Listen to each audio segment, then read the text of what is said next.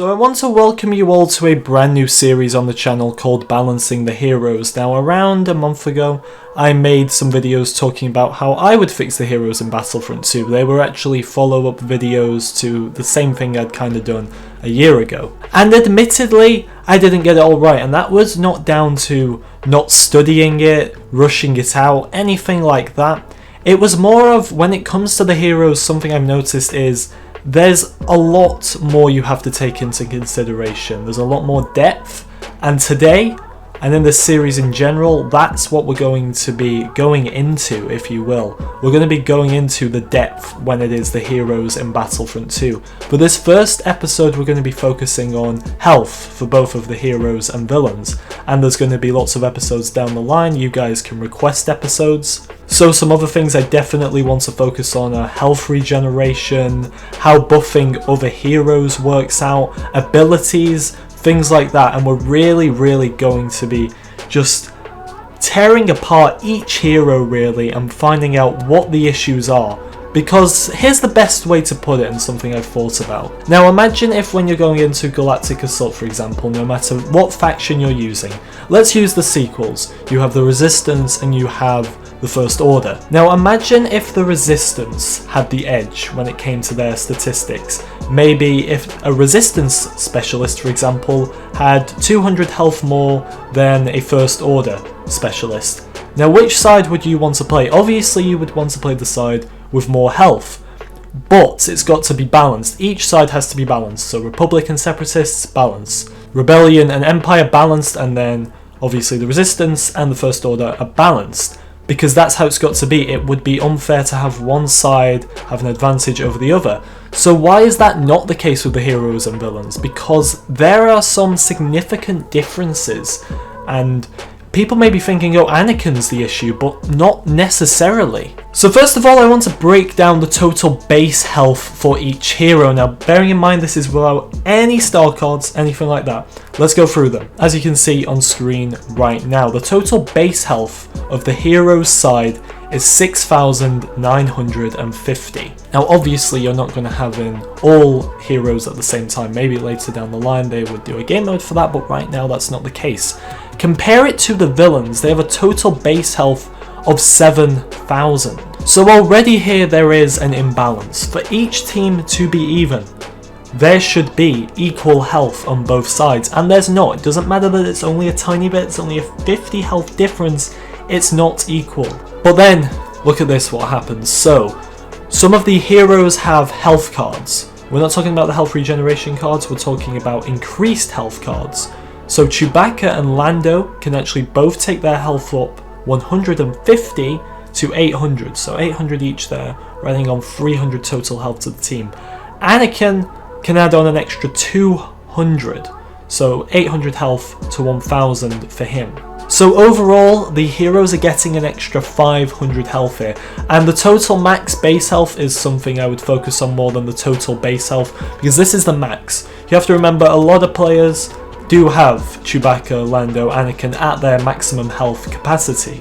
So in a lot of cases it's not worth worrying about coming up against the 650 health Chewbacca or Lando or an 800 health Anakin. I know some people go for the 800 health of Anakin, but usually these are the final stats every hero is going to have, giving the heroes 7,450 health. Now how does this compare to the villains, who, if you remember, without adding on any star cards, they had 50 more health than the heroes? Well, Vader is the only hero who can add on health. He can add on 150 health, taking the villain's total max base health up to 7,150. So now the heroes actually have the more health. They've got 300 total max base health more than the villains.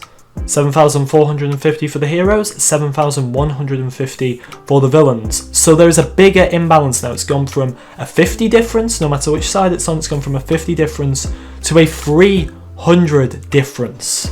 Now there is more on top of this. There's also total temporary health. So Yoda can add on, with a star card, 260 temporary health with his presence ability. Obviously it's 200 without the star card, and this was, according to the patch notes, supposed to have been changed. in the latest update in April, but it wasn't, so we're going to keep it at what it actually is in the game. So it's 200, 260 with a star card. And then Finn can actually get health as well. His big deal ability grants him an extra 120 temporary health.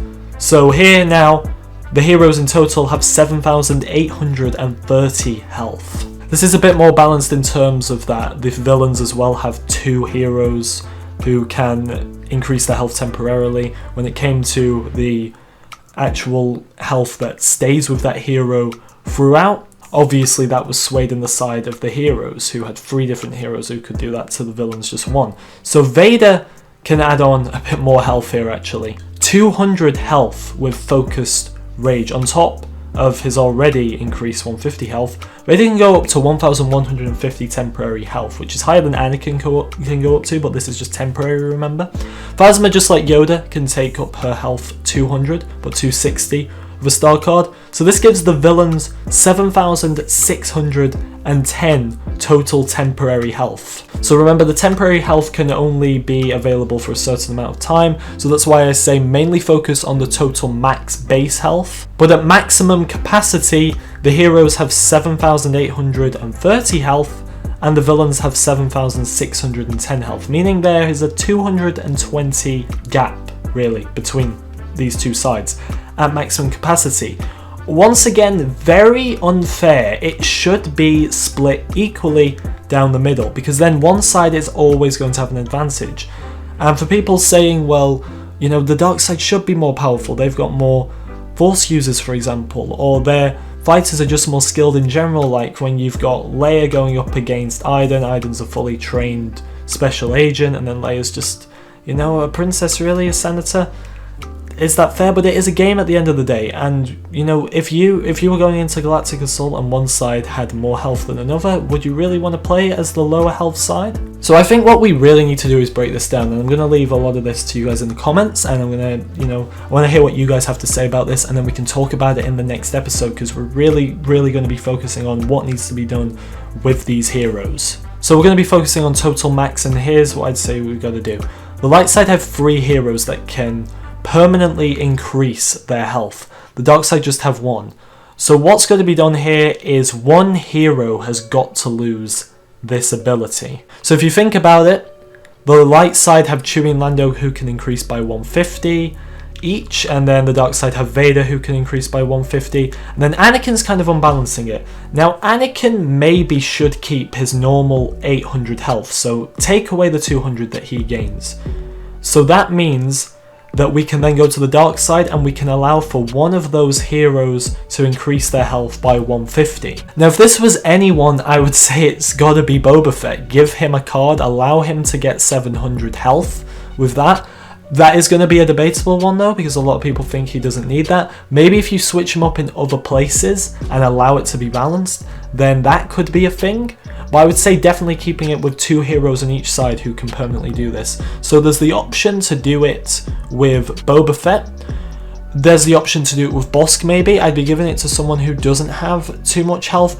Phasma is another option who I feel it could work. Maul definitely, but that's what I would do here. Now when it comes to the total temporary health, this is something once again that I feel should just be balanced. And this is definitely, I would say Yoda and Phasma, they have balance. They can both bring in 260 health, so you don't need to worry about them. It's the other two. It's Finn who can bring in 120 compared to Vader's 200 health. So is it a stretch?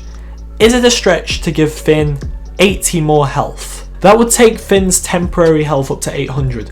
Now I feel if Phasma can get up to 960 temporary health, then yes, allow Finn up to 800 temporary health. That really balances it out there. And obviously if we go back to base health, the heroes are still behind by 50. So if you really want to add on 50 health to someone and make it equal that way, I would say Master Yoda. Give him 750. He's the Grandmaster at the end of the day.